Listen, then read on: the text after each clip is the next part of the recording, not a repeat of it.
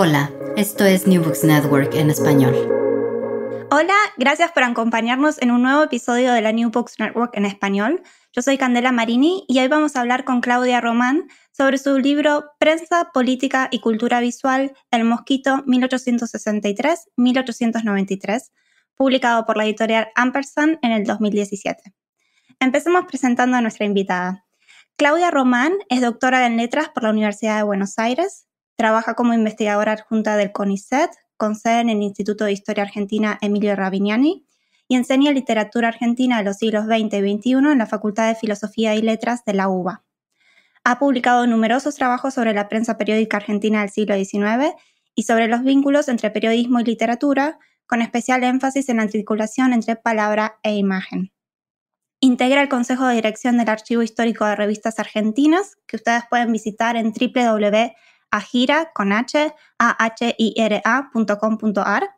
Y como ya adelantábamos, es autora del libro que aquí nos reúne, un libro que analiza al semanario satírico El Mosquito, publicado en Buenos Aires en la segunda mitad del siglo XIX. Claudia, un gusto que estés acá y muchas gracias por aceptar nuestra invitación. No, al contrario, Candela, soy sola agradecida. Muchísimas gracias por invitarme a esta conversación tan amable y que además tiene como centro temas que nos interesan a ambas, me parece. Así que Sí. súper agradecida. Muy entusiasmada por este libro también. Pero antes del libro, siempre nos gusta conocer un poco más a la persona que está detrás del libro. Y entonces quería preguntarte si nos podías contar un poco más sobre los caminos de tu vida, qué cosas te llevaron a interesarte, tal vez por la prensa periódica las publicaciones periódicas del siglo XIX. Y sí, ¿cómo fue tu formación académica en general? Claro. Sí, el libro tiene ya unos cuantos años, se publicó en 2017, pero tiene una historia muchísimo más larga, casi vergonzosamente larga. Yo hice toda mi formación en educación pública en Argentina y me recibí en mi carrera de grado como profesora en enseñanza media y superior en letras, que es uno de los títulos que da la Facultad de Filosofía y Letras de la Universidad de Buenos Aires. Pero en muy poco tiempo después de que había ingresado a la carrera, al año y medio de haber ingresado, cursé una materia que cursé con muy poco interés, que era literatura argentina del siglo XIX. Yo había entrado a la facultad por una de esas vocaciones muy intensas que se despiertan en la secundaria con una profesora de latín que me había deslumbrado con el mundo clásico, estaba segura que iba a dedicarme a las letras clásicas. Cursé esta materia muy atraída por la presencia de David Viñas, que era su titular y que era una figura mítica que había regresado. Ingresó por primera vez a la facultad después de la transición democrática y la verdad es que me empezó a interesar mucho la materia.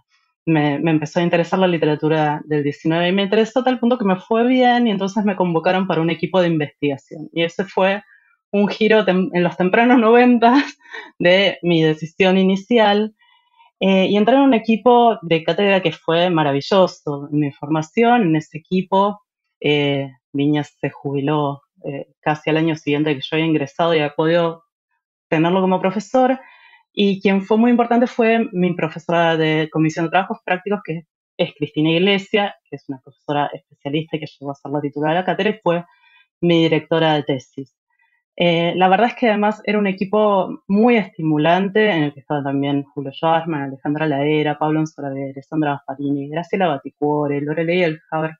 Un equipo muy generoso de pares un poco más grandes, un poco más chicos, con el que se planteó en muy buena medida por parte de Cristina Iglesia y de Julio Schwarzman empezar a trabajar con la literatura argentina en sus fuentes, cosa que no era tan accesible en ese momento. Y yo ahí me enteré de algo que desconocía por completo, aunque parezca trivial, que es que la literatura argentina, como mucha de la literatura hispanoamericana, se había publicado primero en diarios.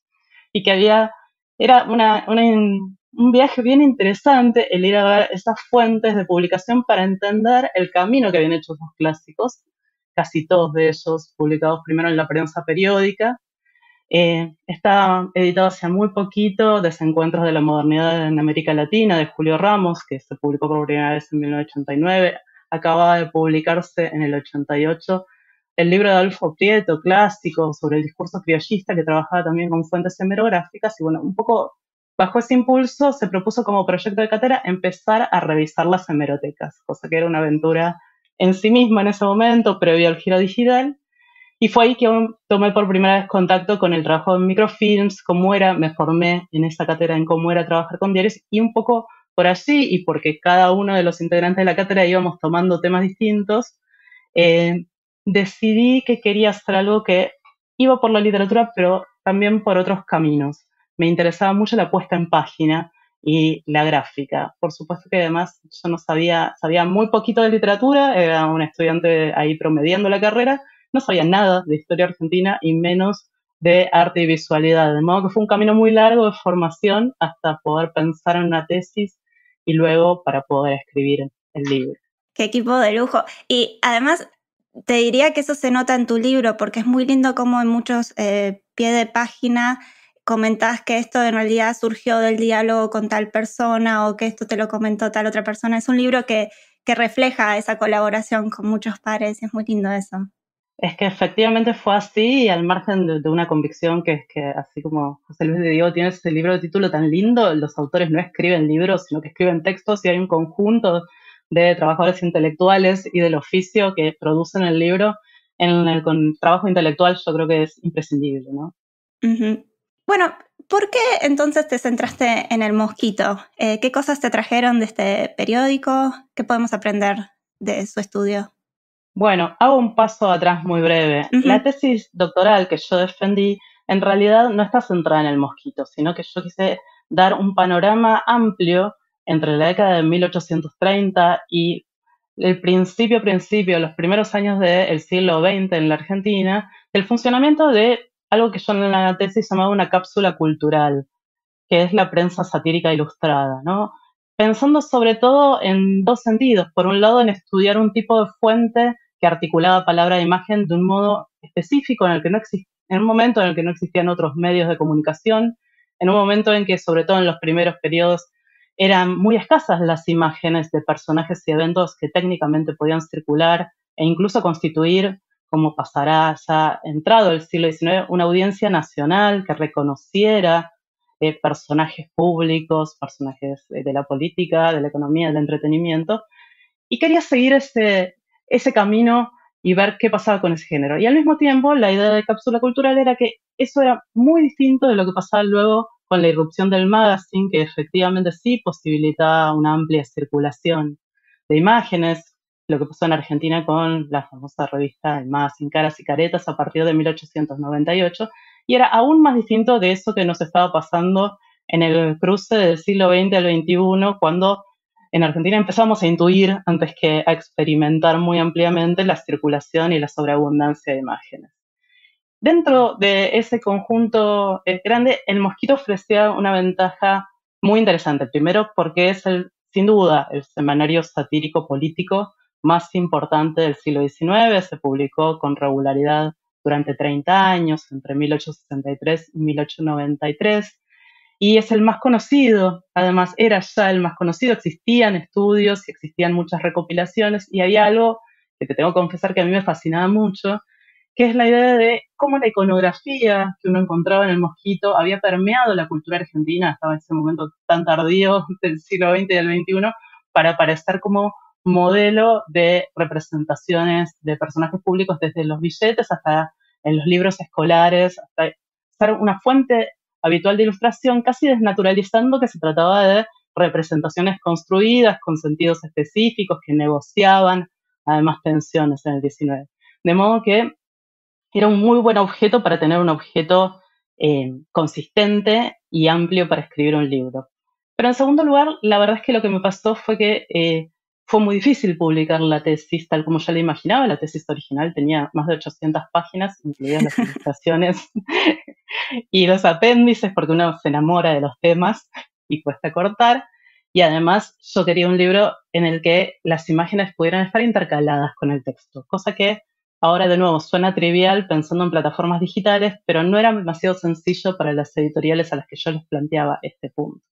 Y en ese momento me encontré con una de esas colegas y maestras, que es Sandra Sir, que dirige la colección caleidoscópica de la editorial Ampersand, que es donde se publicó el libro, y con su generosidad me dijo, este libro tiene un lugar si es un libro sobre el mosquito. De modo que se encontraron una voluntad de investigación y un diálogo con todo lo que Sandra sabe sobre la cultura gráfica y sobre armar un catálogo sobre temas tan interesantes, y allí apareció la posibilidad de que el libro se constituyera como tal. Y poder incluir imágenes es clave, ¿no? Acá en este libro que incluís más de 150, algo así, Sí. Y es un lujo porque es necesario, si no, no estás pudiendo analizar ese texto, imagen, que es el punto clave de todo el análisis, ¿no? Y además el libro siempre puede valer por las imágenes, no importa cuán trivial sea lo que yo estoy diciendo, estoy convencida de que la selección de imágenes es valiosa e interesante. Más allá de eso, para mí, escribir sobre el mosquito era escribir sobre el centro de la tesis, en el sentido de que se anudaban una cantidad de hipótesis sobre estos temas que me interesaba estudiar, y me ofrecía, como te decía, la posibilidad de armar una narrativa cronológica que no se remitiera únicamente a contar una historia en términos sucesivos, sino que me permitía plantear distintos problemas, y en cierta medida el primer capítulo del libro resume un poco lo que yo había encontrado sobre el estado de la cuestión respecto de las relaciones entre cultura, política e imagen en el 19 hasta la llegada de este periódico. Me permitía preguntarme por algo que me resultaba enigmático y fascinante, que era por qué ningún periódico había logrado, ningún semanario había logrado esta persistencia, y este semanario sí. Y intenté contestar esas preguntas, no sé con qué suerte, pero son en parte las que guían el semanario. ¿Y por qué se había agotado ese tipo de interpelación política?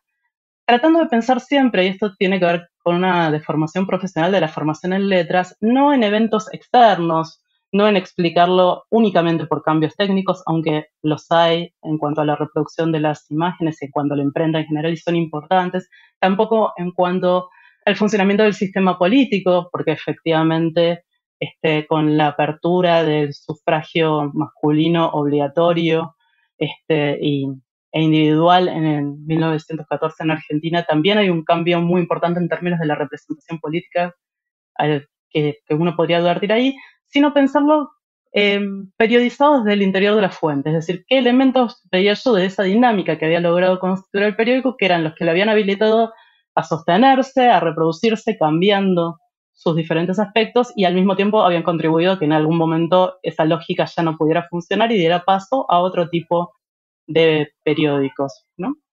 Entonces, tomemos un paso para atrás y me gustaría que nos ofrecieras como un panorama del estado de la cuestión o de la historia de las publicaciones en la zona del Río de la Plata hasta la aparición del mosquito. ¿Por qué el éxito del mosquito es tan excepcional? ¿Cuántas publicaciones había entonces? ¿Si había un público lector ya formado? Sí, entender un poco en qué escenario interviene. Perfecto. Bien, yo me centré sobre todo en la circulación de imágenes satíricas, ¿no? Y habría que decir que la posibilidad de circulación de imágenes impresas a gran escala y accesibles en términos de costos ocurrió en el Río de la Plata de una manera muy simultánea con los principales centros urbanos europeos y americanos, y está habilitada, y esto es un hecho conocido, por la expansión de la tecnología de la litografía y del grabado, que en toda Europa y América del Norte, y también en América Central y del Sur, funcionó en las décadas de 1820, hacia finales, en la segunda mitad de la década de 1820 y los principios de 1830, como una rapidísima posibilidad para reproducir con exactitud y de una manera a una escala inédita para el momento, imágenes que no solo, por supuesto, eran imágenes caricaturescas ni imágenes de retratos, sino que tenía,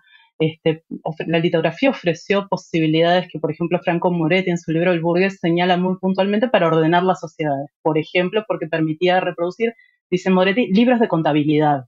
Y entonces permitía que circulara la información de las herencias y las empresas de manera fiable y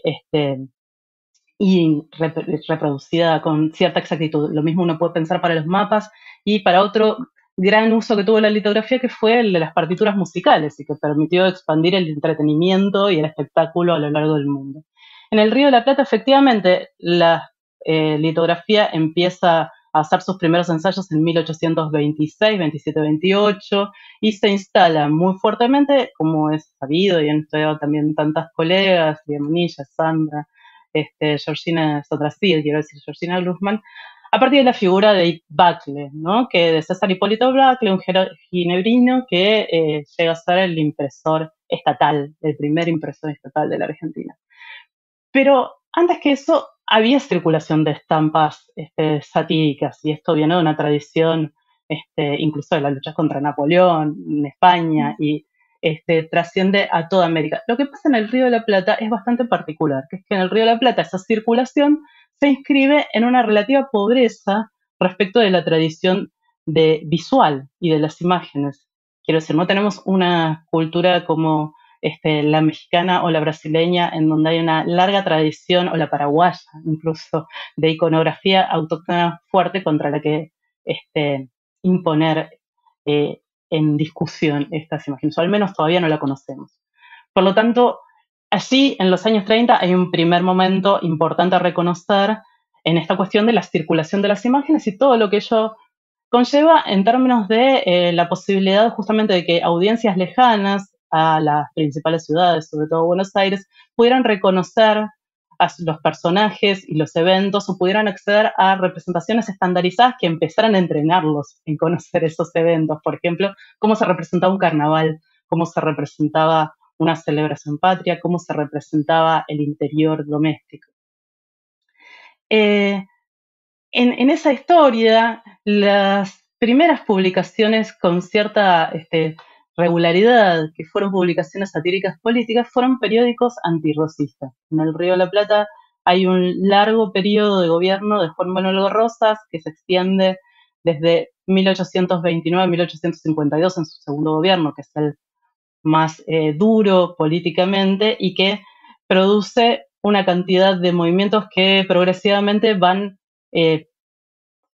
separando muy fuertemente a la sociedad argentina en dos bandos políticos, dentro de los cuales, por supuesto, siempre hay sus líneas internas. Pero hay dos grandes bandos políticos, como se sabe, los unitarios y los federales, y los unitarios son condenados, o algunos marchan voluntariamente al exilio, y desde el exilio empiezan a publicar periódicos que son periódicos con caricaturas, y a veces las caricaturas se mezclan con los retratos de corte injurioso, al mejor estilo que lo plantea Hotgar, como en la relación entre la caricatura y la magia simpática, ¿no? Esa idea antropológica que tiene que ver con que dibujar al otro deformado va a producirle un daño. Tiene como ese nivel de primitivismo la lucha política.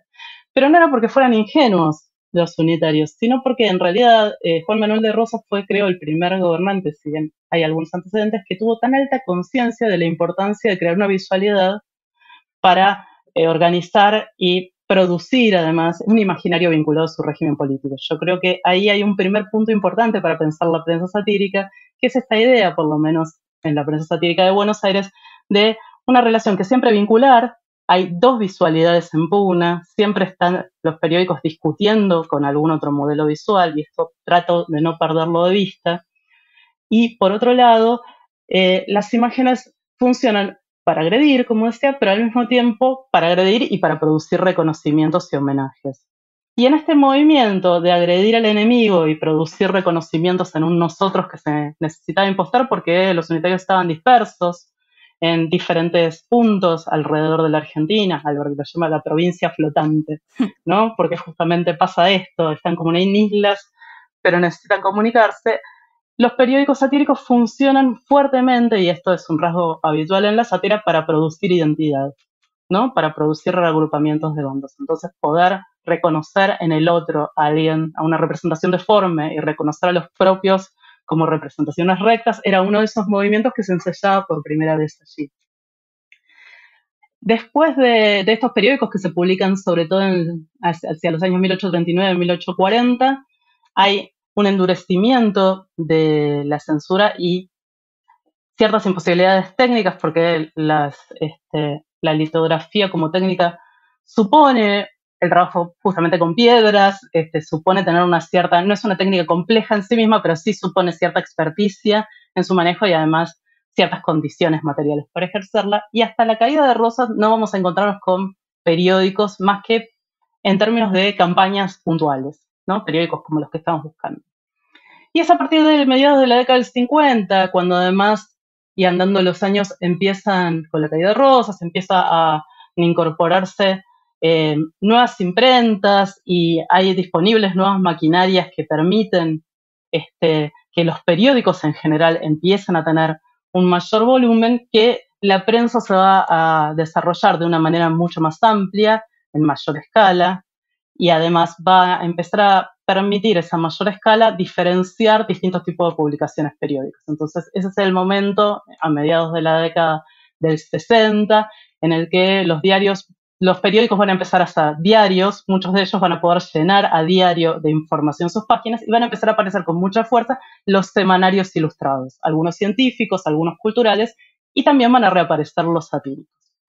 En ese contexto del que quedan muy pocas muestras, digamos, hay muchas menciones a otros semanarios. Por ejemplo, pasé mucho tiempo buscando uno que se llama Tom Pouce. Si alguien que está escuchando sabe del semanario Tom Pouce de Charles Perry, este es un llamado a solidaridad que estaba redactado en francés y que probablemente tuviera el mismo dibujante del Mosquito inicial, que se llama Henri Meyer, como protagonista. Iban apareciendo y desapareciendo, ¿no? Aparecían 3 meses en las noticias y fallecen, tal como dice la publicidad, y les hacen una necrológica y demás. Y en algún momento, que fue en mayo de 1863, aparece este semanario que se titula El Mosquito, que estaba constituido por una empresa de varios socios a los que se sumaba Meyer como su dibujante estrella, y que es el que va de pronto a encontrar, y esto, repito, era lo que era una pregunta importante para mí, las condiciones para poder subsistir en diferentes condiciones y bajo distintos regímenes políticos. Por supuesto que El Mosquito hace alusión a los grandes semanarios ilustrados satíricos franceses e ingleses, las referencias al Penny Magazine están allí, las referencias, por supuesto, a la Silhouette y a Le Charivari, los grandes semanarios franceses de Philippon, donde va a brillar Daumier, pero van a brillar un montón de otros caricaturistas, están muy presentes, y no por casualidad Meyer es el que tiene el liderazgo de estos semanarios.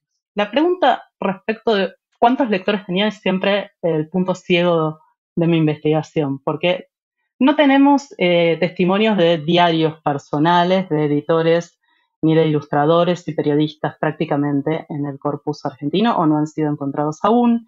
No hay estadísticas fiables sobre la prensa hasta 1887, de modo que en parte hay que confiar en lo que dicen las fuentes y en parte uno puede estimarlo en función de otros periódicos que afirman cosas parecidas. Aparentemente, el público inicial del Mosquito habría sido de 2.000 personas, no 2.000 personas, sino 2.000 números, o 2.000, 3.000 ejemplares.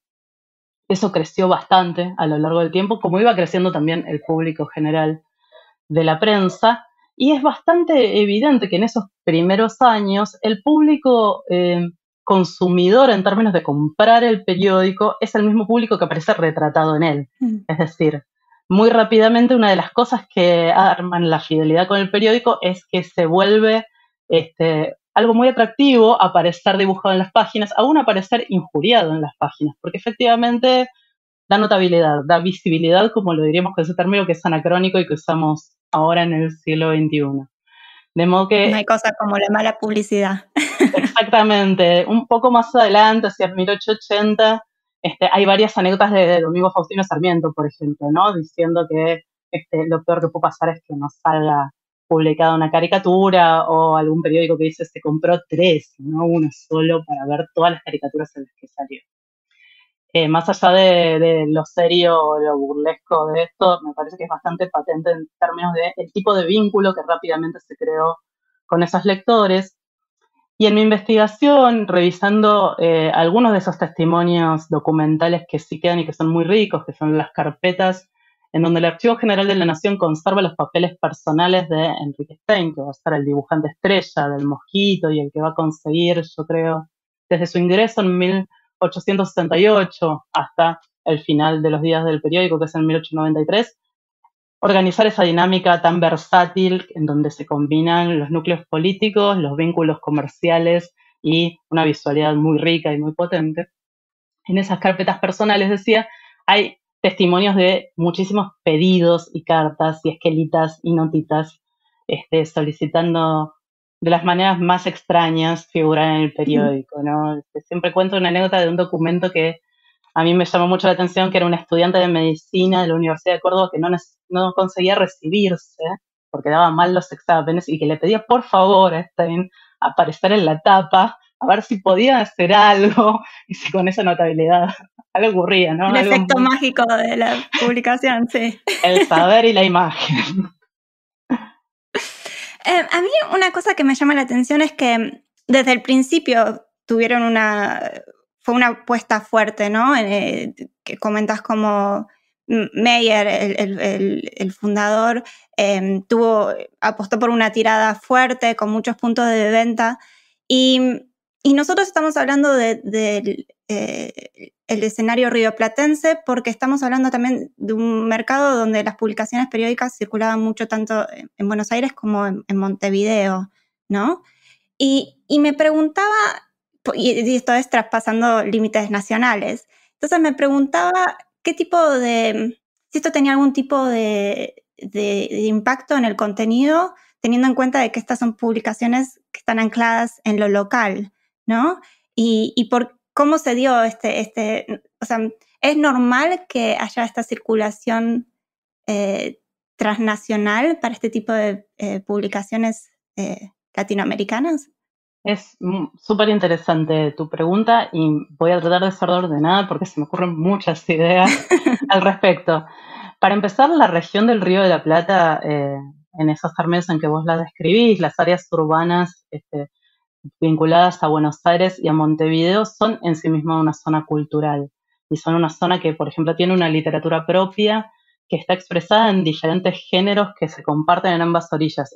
Los dos más clásicos son la literatura gauchesca, esa literatura en la que un letrado le da la voz al gaucho para usar la fórmula clásica de Josefina Ludmer, y en donde vemos a los gauchos conversar o lamentarse con sus propias palabras, y de las cuales Martín Fierro es el texto más conocido y que más ha circulado en el resto de América y del mundo probablemente, y la otra es el fantástico rioplatense, ¿no? De los cuales uno podría mencionar muchos exponentes, pero en el siglo XX, Julio Cortázar, Felisberto Hernández, incluso antes Horacio Quiroga, Borges, Bioy Casares, y en alguna medida algunos dicen Silvino Campos, son representantes. De modo que hay una zona de imaginarios compartidos y de intercambios porque es muy sencillo cruzar de una orilla a otra, tal como mostraban los exiliados. A lo que hay que agregar un punto más, que es que hasta 1880 el mapa político de la Argentina está abierto y en disputa, e incluso uno podría pensar un poco más allá, porque el nordeste es una zona que se integra tardíamente en las primeras décadas del siglo XX. De modo que había muchos motivos para pensar que lo regional tuviera un peso tanto estético como político muy determinante en este tipo de circulación, y sí es muy habitual que las publicaciones circulan a uno y otro lado del Plata. Como no es tan habitual que ocurra entre Santiago y Buenos Aires, pero sí entre Santiago y Mendoza, la ciudad de Chile, y la zona de Cuyo, ¿no? De nuevo, un ejemplo clarísimo de esto eran los múltiples pasajes de Sarmiento cuando era perseguido a Chile y cómo llegaban los diarios de Sarmiento a Buenos Aires vía Cuyo y sus campañas, ¿no? Lo regional tiene un peso fuerte en ese sentido. Al mismo tiempo, las publicaciones ilustradas en general y las satíricas que fueron de las que tuvieron más éxito en cuanto a la persistencia de su circulación, si bien hay publicaciones, semanarios con grabados, semanarios científicos como el Plata Científico, el Plata Literario, semanarios culturales bellísimos y muy cuidados. Las publicaciones satíricas, por sus propias características, tienen la posibilidad de tener un atractivo adicional para su circulación extendida, ¿no? Y como vos muy bien mencionabas, el Mosquito desde el principio como empresa se plantea tener una circulación muy amplia, y una de las hipótesis del libro es que logra una circulación nacional de personajes y de eventos y estandarizar ciertas interpretaciones sobre personajes y eventos en un mecanismo gradual, digamos, que se intensifica mucho en la década de 1870 y más aún en la década de 1880 y más allá, ¿no? Y es muy interesante anotar un dato que es explícito y trivial, pero que no estaba anotado en otras lugares hasta donde yo había podido rastrearlo, que es empezar a ver la publicidad que el mismo periódico le da en su primera página a las agencias que suscriben el periódico, ¿no? Es habitual en el 19 que los periódicos se vendan por suscripción. En Buenos Aires hasta 1867 los periódicos no se voceaban en las calles vendiéndose por números sueltos, sino que se vendían por suscripciones que podían ser personales o colectivas. En general estas colectivas eran lo que se llamaban ministeriales, es decir, las oficinas oficiales, la presidencia, la gobernación, los ministerios compraban grandes lotes del periódico, los financiaban y hacían algo, ahora sí, anacrónicamente, relativamente parecido a darle pauta oficial a un medio, ¿no? Efectivamente sostenían su circulación y al mismo tiempo podía haber suscripciones colectivas que pertenecían a asociaciones o a otros agrupaciones políticas y demás, pero el peso del consumo estaba puesto en que el periódico podía administrar su patrimonio sabiendo que contaría con ese dinero que provenía de las suscripciones colectivas. En cambio, cuando en 1877 se empiezan a vocear los periódicos y a venderse por número suelto, esto introduce una mayor independencia, digamos, o por lo menos un ideal o un imaginario de independencia en esa venta. En esa disputa, que está justamente en la segunda mitad de la década de 1870 y que se profundiza en los años que siguen, poder imponer una visualidad y la interpretación, como venimos diciendo, de ciertos eventos a lo largo de un territorio es efectivamente muy estratégico y volvía al periódico en ese sentido muy codiciable. Y algo que yo intenté mostrar en el libro y que a mí me resultaba paradójico cuando empecé a verlo es que el periódico no empieza siendo sumamente dependiente de estas suscripciones y termina siendo más libre, sino que hace como un camino inverso, ¿no? Al principio se coloca como un periódico que puede estar disponible para diversas facciones, pero que efectivamente se publicita como tal y no hay problemas ni conflictos respecto de qué facción va a representar. Y progresivamente, sobre todo cuando Stein se asienta ya como director del periódico, hacia la década del 80 y con la llegada de la presidencia de Julio Argentino Roca, que como se sabe, coronó con su presidencia un orden político que venía organizando a lo largo de todo el país y que tendría una larga y rígida influencia sobre el destino político de la Argentina posterior, el periódico se vuelve cada vez menos independiente y más alineado. Al punto de que, de nuevo, volviendo a esa investigación de archivo, me pude dar el gusto y sorprenderme de encontrar un documento que era un contrato que alquilaba el periódico durante 2 años a una de las facciones. Eso no se entiende. Eso es extraordinario para mí, ¿no? ¿Podrías explicarlo un poco más? ¿De qué se trató ese contrato? Por supuesto. Ese contrato se firmó entre el director dibujante del periódico, que era Enrique Stein, en 1882, y una de las facciones del partido gobernante, que era el Partido Autonomista Nacional, el partido por el que estaba presidiendo la Argentina Julio Argentino Roca, pero era una facción que no era la de Roca. En 1880 los historiadores seguro saben mejor que yo esto que voy a contar, y contarlo mejor, pero yo voy a contarlo en una especie de transposición didáctica que espero que me perdonen. Ni bien Roca llega al poder, con todo el consenso con el que había llegado por este sistema de apoyos políticos que comprometía muchas provincias, además de a Buenos Aires, el partido que lo lleva al poder empieza a organizar la reelección o la elección de un nuevo candidato para el nuevo periodo muy tempranamente. Y entonces se separan muchas facciones que están en competencia.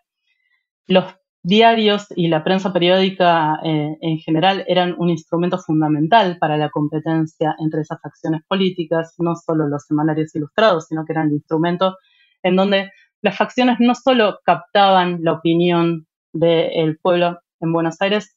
Hay una ley electoral muy temprana, en 1821 los varones mayores de edad ya pueden votar en la provincia de Buenos Aires, pero ese voto no es un voto del todo legítimo, se vota colectivamente, no es anónimo y demás, y siempre está tildado, y efectivamente lo es de ser un voto fraudulento o posible de serlo. Pero lo que quiero decir es que hay una gran movilización de ciudadanos y de ciudadanas que no pueden votar, pero también están así, que alrededor de los periódicos se encuentra textos sobre los que opinar, figuras con las que puede o no sentirse representado, y además lugares en donde hacer circular sus opiniones, que también circulaban en las movilizaciones populares en las calles. Todo esto que estoy contando tan mal, Hilda Sabato lo ha trabajado en muchos textos fundamentales y, por supuesto, y las investigadoras que formó también. En ese contexto, entonces, la existencia de facciones internas para el Partido Autonomista Nacional y de que las facciones quisieran apropiarse de un periódico no era novedoso. Lo novedoso es haber encontrado el documento que prueba que efectivamente en estos términos Stein se compromete a alquilar, a ceder el control ideológico y de la parte verbal del periódico a esta facción liderada por Dardo Rocha, que luego sería gobernador de La Plata y gobernador de Buenos Aires, perdón, y fundador de la actual capital de la provincia de Buenos Aires, que es La Plata, y lo hace dejando a salvo ciertas cuestiones, ¿no? Por ejemplo, el plazo, que es un plazo al final del cual se le devuelve el periódico, el control de las imágenes, es decir, le van a dar los temas y los modos de representación, pero él se conserva la posibilidad de diseñar y va a ser él quien dibuje. Y además hay un intercambio económico, ¿no? Ahora ya no tengo el documento a la vista y no recuerdo, pero es muy interesante y muy significativo porque para mí ese documento lo que me permitió es ver algo que fue fundamental al pensar ese capítulo de la tesis y luego el libro, que es la enorme capacidad de este director dibujante que era Stein, que era un personaje que había llegado muy joven de Francia, pensando aparentemente por los testimonios en convertirse en apicultor en el delta del Paraná y que por algún episodio no esclarecido termina en la ciudad de Buenos Aires buscando trabajo de lo que podía, que era una mueblería de franceses que lo acogieron por su nacionalidad y que no sabía, por lo tanto, nada de dibujo, no era alguien formado académicamente. ¿Cómo terminó siendo el director dibujante de un periódico tan rico visualmente? Bueno, yo creo que hay un entramado entre una voluntad artística, una vocación comercial y empresarial muy clara que ve en esa posibilidad de construir una visualidad, una posibilidad también para exponer un proyecto estético, pero para profesionalizarse en términos de poder vivir de ese proyecto y una flexibilidad respecto del juego político local. Stein siempre mantuvo sus vínculos con las instituciones de las comunidades francesas, pero evidentemente era muy hábil para hacer alianzas y para negociar con la política local, que lo caracteriza a él como personaje, pero que además es lo que habilita que el periódico haya tenido la forma que tuvo, ¿no? Entonces fue un encuentro entre un medio y un gran animador, digamos. Y entonces este contrato sería de alguna manera evidencia del reconocimiento que este tipo de imágenes tenían, del poder que este tipo de imágenes tenían para influir en la esfera pública para ese entonces, ¿o dirías? Yo creo que sin duda, y hay un par de testimonios más que son lindos también e interesantes, ¿no?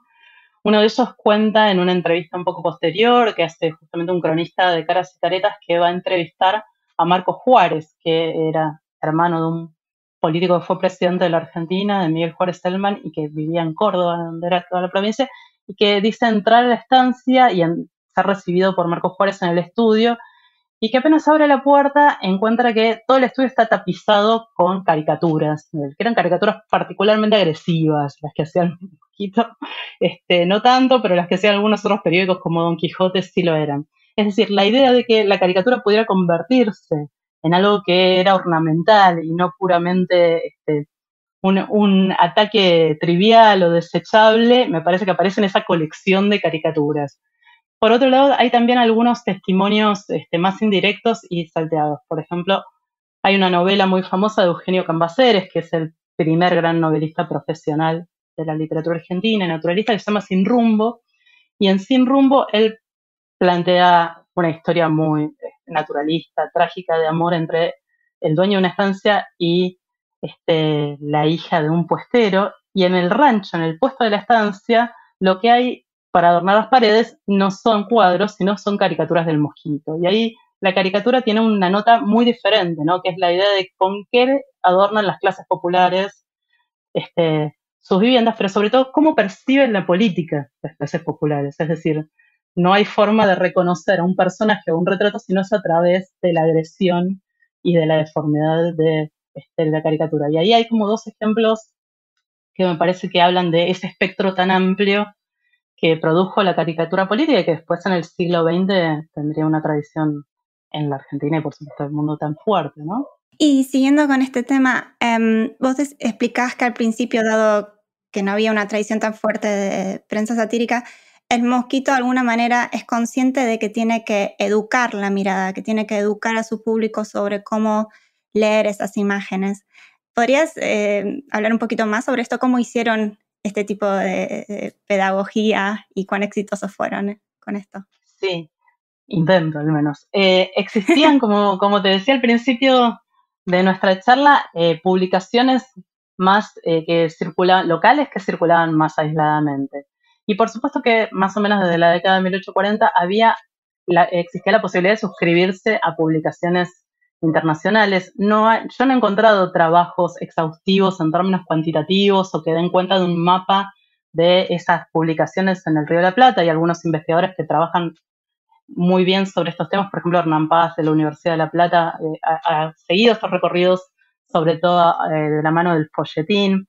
Pero el Correo de Ultramar o algunas otras publicaciones como La Ilustración efectivamente circulaban. Pero uno ahí podría hablar de lectores aislados y de lectores que no necesitaban entrenamiento, porque eran ya lectores que iban a buscar esas publicaciones y que las disfrutaban por justamente tener acceso también a los modelos reproducidos en ellas.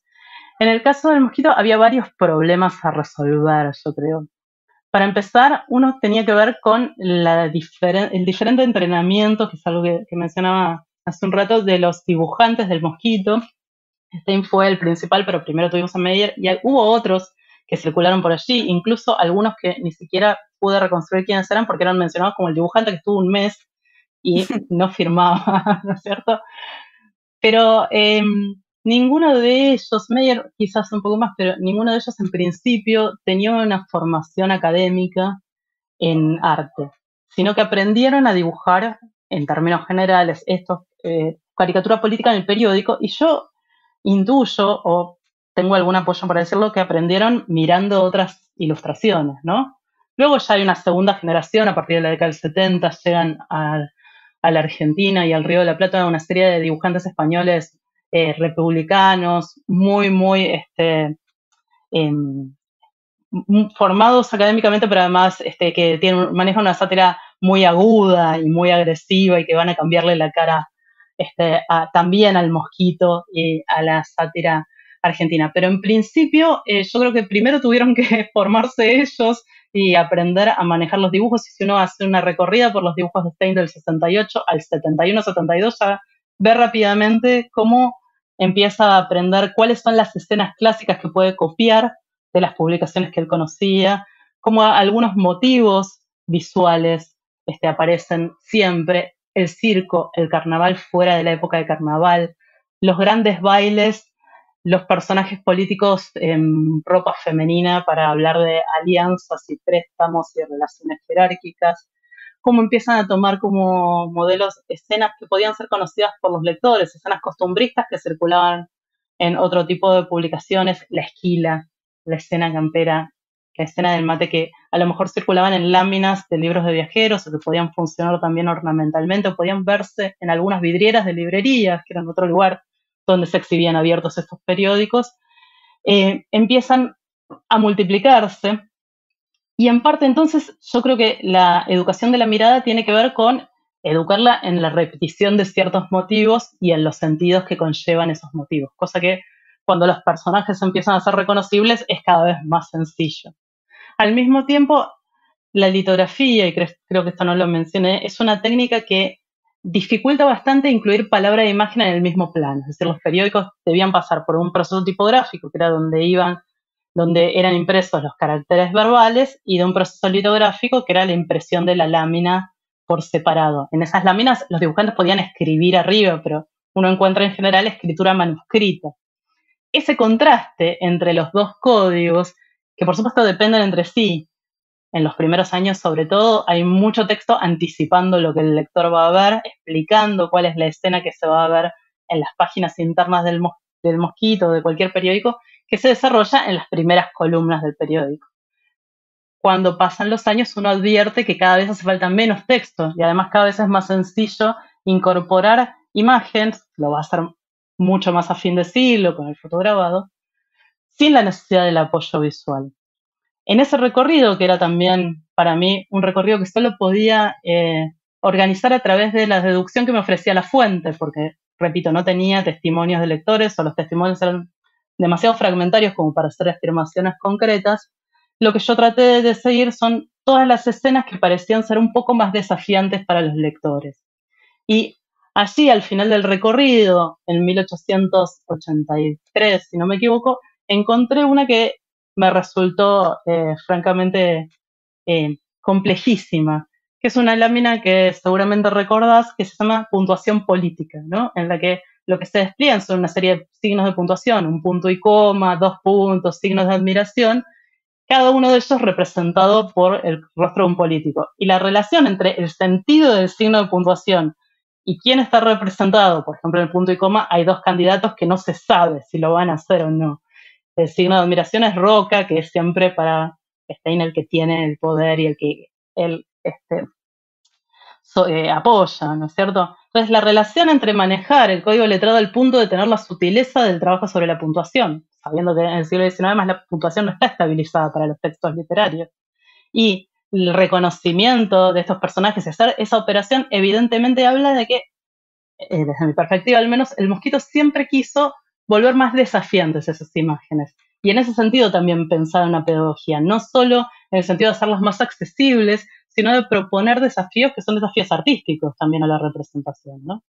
Y otro momento de desafío que incluso fue un desafío para mí, porque en realidad leyendo tu libro me di cuenta que había imágenes que yo había tomado mirando rápidamente el periódico, ¿no? Que había pensado que eran imágenes normales, parte del contenido, y que en realidad vos explicás que son imágenes compradas, ¿no? Que son parte de la publicidad.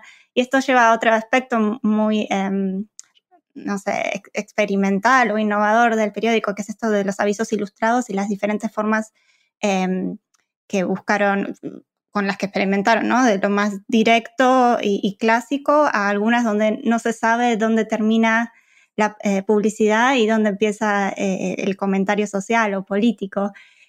¿Podrías hablar un poco más de cómo funcionan estos dos mundos? Gracias, porque la verdad que esa es una zona que a mí me entusiasmó mucho cuando la encontré en las fuentes. Cuando Stein se vuelve el director propietario del periódico a principios de la década de 1870, evidentemente tiene una serie de ideas para mejorar la circulación y las ganancias que su periódico le va a dar. Y entre esas ideas está la ampliación del tipo de imágenes que se propone ofrecer al consumo de los lectores. Y una de ellas en el 71 es que empieza a ofrecer ya no solo retratos ilustrados, que era lo que proponía al principio, además de las caricaturas, digamos, él tenía su propio estudio en el que los particulares podían ir a hacerse retratos o hacerse retratos en caricatura, que era como una novedad simpática para la sociedad, sino que empieza a ofrecer sus servicios de caricatura ilustrada y lo que dice es que vengan a visitarlo porque él va a diseñar especialmente los dibujos para el producto, lo cual era original e interesante y además no había demasiados otros artistas a los que recurrir ni demasiados otros soportes que circularan con tanto éxito, de modo que pensó muy bien en ese negocio, creo que fue una idea muy acertada y es de nuevo otra zona en la que él empieza a experimentar, ¿no? Ahí coincide con un empresario muy particular que es Bagley, que es el que lleva adelante una enorme campaña publicitaria muy famosa sobre la primera bebida alcohólica que tuvo la primera patente industrial en Argentina, que es la Esperidina, un licor de naranjas, y para el cual Stein hace para cada número prácticamente un diseño distinto, ¿no? Luego empieza a reutilizarlos, pero es muy interesante porque además apela a matrices representativas muy diversas. Puede ser una alusión al mundo clásico o puede ser una escena costumbrista en la que tanto la niña que estudia como el abuelo enfermo como el joven que necesita vigor, todos toman el licor de naranjas y en todos los casos funciona ya como tranquilizante, ya como ayuda para la tos, etcétera, ¿no? Al margen de eso, lo que sin duda es más interesante es cómo empiezan a superponerse y a solaparse los encargos de Stein, ¿no? La idea de armar campañas de caricatura política y social con las campañas publicitarias, con las zonas en las que aparecen las ilustraciones como las grandes galerías de retratos, que cada tanto cuando hay alguna situación de censura por cambio de régimen político suele pasar, no se puede hacer sátira, entonces aparecen desplazando las caricaturas en primera plana, los retratos. Esta zona en la que se mezclan diferentes imágenes que tienen matrices de diseño distintas, que tienen sentidos distintos y formas de construcción distintas, en la publicidad es muy patente, ¿no? La publicidad funciona aprovechando todo eso. Entonces, algunos personajes políticos se convierten en personajes que permitan vender casi todo.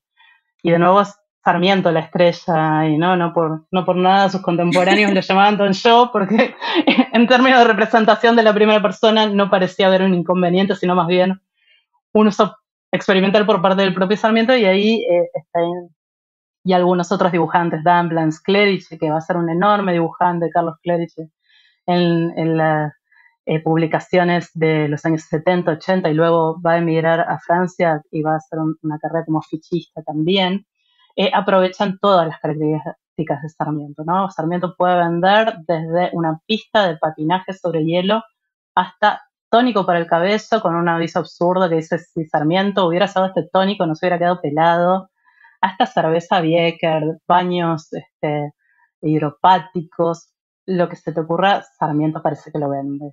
Y a través de una caricatura, ¿no? De una asociación que uno en principio pensaría como una asociación negativa en este momento, y sin embargo resulta tan graciosa, incluso para el día de hoy, que efectivamente tiene algo del escándalo de la publicidad ahí, algo bien captado ahí. Y ahí, esto creo que no lo incluías, pero ¿se sabe de algún tipo de reacción por parte de Sarmiento al uso de su figura para este tipo de cosas? Bueno, en realidad lo que sí se sabe es que nunca censuró al periódico. Podía llegar, hubo algunos artículos en la prensa. Sarmiento incluso siendo presidente, tenía un nivel de intervención en la prensa muy intenso, lo cual prueba también no solo una característica personal, sino algo que hablábamos del sistema de la prensa y sus vínculos con la política y con el intercambio en la vida pública.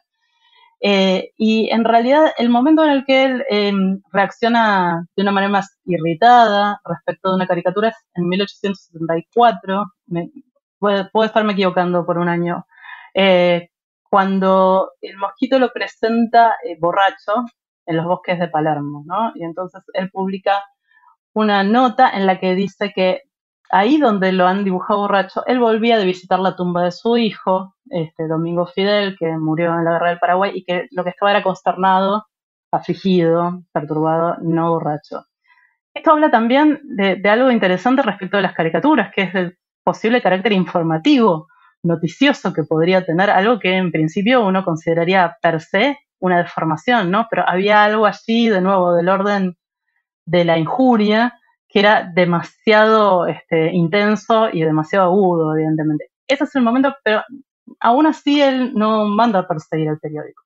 Otros gobernantes, como Roca concretamente y Juárez Selman, sí iban a hacer campañas fuertísimas contra periódicos bastante más subidos de tono y más interesantes en ese punto que como el Don Quijote de Sojo, ¿no? Claro, y hablando de injurias, vos explicás que es llamativo que en realidad en las primeras décadas del Mosquito no haya tanto conflicto, ¿no? Tanto enfrentamiento con otras publicaciones o incluso con políticos, pero sí ya creo que es en los 80 que se ve implicado en algunos juicios políticos y tiene que explicar ante un juez el significado de sus caricaturas, ¿no? Y ahí entonces la pregunta es cómo se interpretan las caricaturas políticas, ¿no? Sí, que es una pregunta interesantísima para pensar para los contemporáneos y para pensar desde el anacronismo que, por definición, tiene un historiador que intenta reponer la mirada de ese presente, pero que por definición se acerca asintóticamente, nunca va a estar allí porque además necesita la distancia para investigar. Hacia la década del 80, como yo te decía, cada vez el Mosquito está más alineado con el oficialismo. Recordemos que ese contrato era del 82 y lo que va a pasar en el futuro tiene que ver con eso, con la alianza personal incluso entre Stein y Julio Argentino Roca. Una vez más, los archivos permiten ratificar esto en la cantidad de esquelitas para invitaciones a banquetes, en algún contrato de cesión de tierras que aparece por allí también, y en unas notitas muy interesantes y que me tomo un minuto para mencionarlas, que son las notas en las que el secretario Roca le dice, por ejemplo: señor Stein, lo esperamos en la secretaría, o alguna otra en la que el entonces ministro de Instrucción y Culto Eduardo Wilde, que había sido en su juventud colaborador del Mosquito, le escribe a Stein, de quien es muy amigo, evidentemente. Me parece que a este personaje dibújelo con una manzana en la boca, este otro no lo puedo hacer, a mí no me dibuje tan bien que es demasiado, y en donde uno ve la trama del poder y esa articulación. ¿Qué pasa cuando la ley es lo que se cruza? Bueno, es bastante interesante lo que ocurre ahí en términos de despliegue de gestos, ¿no? Stein tiene o el Mosquito tiene como dos grandes conflictos que yo pude detectar y los dos están alrededor de los años 1883, 1884. Uno más leve es uno en el que lo acusan de plagio. Lo acusan de plagio por una imagen tomada de un semanario francés. Esto es en el contexto de los procesos de laicización del Estado argentino y de las discusiones entre los sectores católicos y los sectores laicos por la educación pública y por el control de las instituciones que regulan la vida de las personas, el registro civil, los cementerios y demás.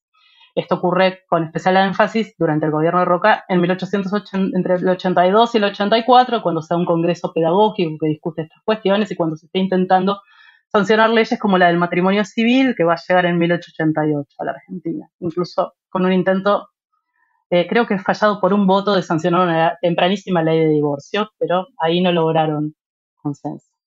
En ese contexto, la acusación de plagio está en la retoma como un instrumento de orgullo. Dice, sí, efectivamente, de la gran prensa francesa, de esa tradición del dibujo extraordinaria, porque yo en mi casa sí tengo una biblioteca de prensa francesa, incluso de prensa satírica, tomé este dibujo y el dibujo no aparece. Esta fue, aquí hablando un poco de la cocina de la investigación, una de las cuestiones que me torturaban, cómo pensar una investigación sobre una prensa satírica nacional sabiendo que el horizonte no podía ser ni regional ni nacional, pero en el momento en que yo escribí esa tesis, e incluso en el momento en que se publicó el libro, las fuentes no eran tan fácilmente accesibles.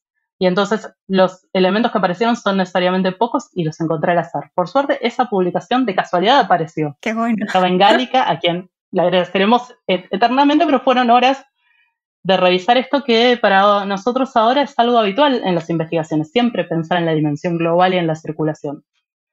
En ese momento materialmente era imposible hacer esa investigación, ¿no?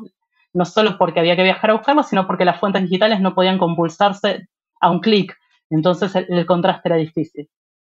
Y el otro conflicto, que es el conflicto realmente grave, es un conflicto político en el que se le acusa de obscenidad a Stein, ¿no? Porque lo que se dice es que el vicepresidente Madero está teniendo un gesto obsceno respecto del candidato Pellegrini. Es un poco difícil explicarlo verbalmente sin que ustedes vean la imagen, pero el gesto obsceno tenía que ver con un pliegue en el pantalón que evidenciaría una erección por parte del vicepresidente, con un gesto evidentemente sexual respecto de Pellegrini, que estaba además hecho un camaleoncito. Digamos, si era interpretada así la imagen, era bastante fuerte. Lo interesante o lo divertido es que al trasladar la crónica de este juicio en las páginas del periódico, al explicar lo que ocurrió, lo que cuenta Stein es que lo que hizo fue hacer un agujerito en un papel, y pedirle al juez que mirara la caricatura a través de ese agujerito. Es decir, le pidió que ajustara la mirada a un detalle de la ilustración, a un detalle que él evidentemente consideraba que manejaba con maestría. Le dijo, el pliegue que usted ve podría ser una nariz. Lo que prueba que mi voluntad no fue injuriosa es que abstraído ese trazo, nada dice que ese trazo sea obsceno, no es obsceno en sí mismo. Y con ese movimiento, y seguramente algún movimiento político y comercial detrás, el juicio queda en la nada. Pero como argumentación me parece extraordinaria, ¿no? Porque reúne un tipo de mirada que no es nada natural y que pone por delante la cuestión del artista a la cuestión del empresario y a la cuestión del obrero y del oficio, ¿no? Y es un momento en el que el mundo de la cultura gráfica también está debatiendo estos problemas. ¿Quién es dibujante de un periódico es un artista o en realidad es un trabajador? Muy pronto todos esos caminos se van a separar de una manera mucho más definida. Este momento es un momento particularmente rico también en ese sentido. Fantástico todo esto. Nos estamos pasando del tiempo y entonces no hemos podido hablar mucho de la competencia y sobre todo del Quijote, ¿no? Pero si tuvieras que resumir un poco el legado del Mosquito, ¿no?